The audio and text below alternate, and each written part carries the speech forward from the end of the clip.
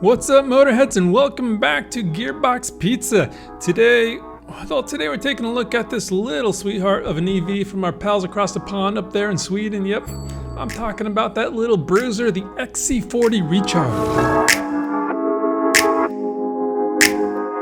Okay, so you've seen like a million of these things around, right? Well, not so fast. Those were probably the dinosaur juice powered ones that look nearly identical.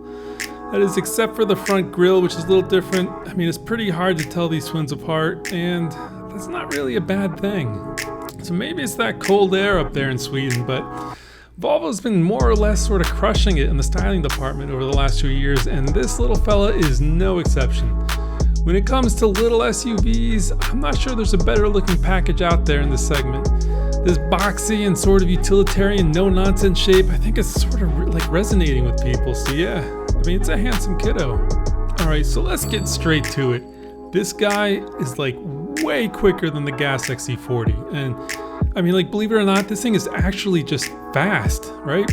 So where the gas one tops out at like 248 horsepower, this electric one's got two motors with a combined 402 horsepower output and 486 pound-feet of torque. Yes! So how does this translate into acceleration? So, for reference, the absolute quickest gas version of this thing will hit 60 in 6.3 seconds. While this one, well, look, Car and Driver clocked the scene hitting 60 in 4.3 seconds, and it blasts through that quarter mile in under 13 seconds. That's pretty nuts. Very cool, Volvo. So stoked that you gave this thing some cojones. Alright, so it's fast. Cool. But everyone really seems to be focusing on range a little bit. And look, I get it. And when these things take hours and hours to recharge, you really do not want to run out of juice. And believe it or not, your boy Johnny Knuckles right here has been in this situation. And I'm not joking. It is no fun to knock on the door of some random house to ask for some, yeah, you gonna borrow some juice and an extension cord? Oh, it sucks. Anyhow, according to the EPA, this tiny tank can go about 223 miles between charges. Alright, it's not bad, but I mean, it's not exactly amazing either. And look, we'll see how this thing stacks up to the Model Y here in a little bit. But for right now, there is only one battery option available, so get comfortable with that 223 mile range. And if you combine the range with the absolutely terrible public fast charging networks out there, I wouldn't want to attempt any seriously long road trips in this thing. I mean, no way. Nope, sorry. Alright, so it is time to build one of these, and let's see how much one of these Electra Stormtroopers is going to set you back. So, there's not a ton of options to choose from, so building one of these is going to be pretty straightforward. Look, there's two trim levels, and Volvo's calling the standard trim Plus, and for just under $3,000 you can step up to that ultimate trim. So what do you get for all that hard-earned cash? Well, check it out. You get a heat pump, which will more efficiently manage the battery and cabin temperature, which is going to get you a little bit more efficiency, a little bit more range. Cool. You also get these headlight cleaners, and more importantly, you get the adaptive cruise control. You know, it's also cool.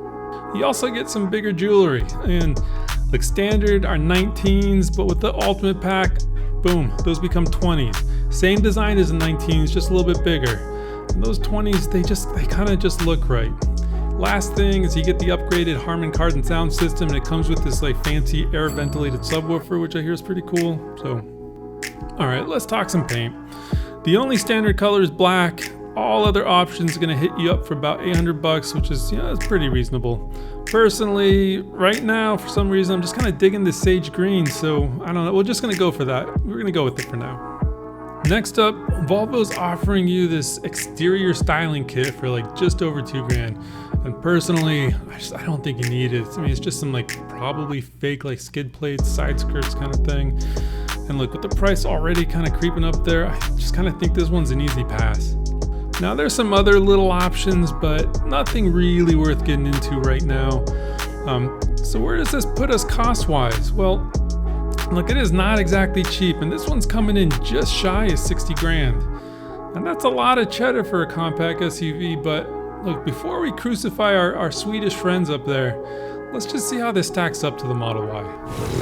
Alright, so let's build out a long-range Model Y. We're gonna get those 20s so it matches the Volvo. All right, look, we're looking at about 57 grand compared to the Volvo's about 60. But how do they stack up performance-wise? Well, believe it or not, the Volvo is actually a tiny bit faster than the Model Y, although you can buy a software update for the Model Y that'll unlock quicker acceleration, that'll put it right up there with the Volvo and possibly even a little bit faster, but that comes at an extra 2 grand. Look, so no one can touch Tesla in the range department, and this is no exception. I mean, we're talking 326 miles for the Tesla versus 223 for the Volvo, and that's a pretty big difference. Now, if you're not really into road trips, then the range of the Volvo it's plenty for like 98% of your daily driving needs. So this may not be a thing for some people. All right, bottom line, these are both super solid options, and I'd have no problems recommending either. Look, if range and that tech, the ability to have the car really drive itself, if that's really important to you, then the Tesla is just the clear choice here. But if you want to do something a little different and you don't mind driving yourself, I mean, the Volvo might just be a slightly more handsome option, a more interesting option. I mean, it's pretty great. I just wish Volvo could have brought this thing to market at a slightly cheaper price point because it had the potential to be like an all-time great.